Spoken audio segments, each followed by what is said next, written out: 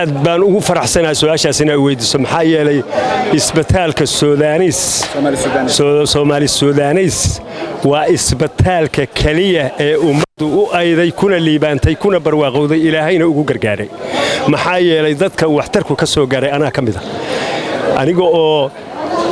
serious aligeeye anigoo xarmanayna waa laga keenay ilaahay baa awooddaas iska leh laakiin sababta waxa iska leh isbitaal Soomaali Suudanis marka loo geenay xanuunkaaga muxuu aad iyo aad baan u jirnaa waa xanuun general oo guud sokor baa ku jirta dhiikar baa ku jira xanuuna kale ku jira kuwa aan la magacaabi karin baa ku jira kuwa luqada ka soo baxa ku jiray calaa iyo xaal wixii oo dhan isbitaal Soomaali Suudanis banaanku iga dhigay iyagoo abwaanimadeeda ii taxgelinaya kharashkaygana aniga ka fikiray aad iyo aad ii dhaqaaleeyay baan aad uga mahad celinaya haddana taanu waa mahad kale oo ay ku soo biiriyeen arrimaha caafimaadka oo ay ku soo bandhigayaan waana guul u soo hoyatay waxbarashada inay dhiiri galiyaan oo ay maal galiyaan si u arag aad iyo aad wax la heli karo maaha hadu ugu baaqaysaa isbitaalada kale waxaan ugu baaqayaa inay ku daydaan kaalinta sharafta iyo xigmadda iyo wanaagga ku dheehan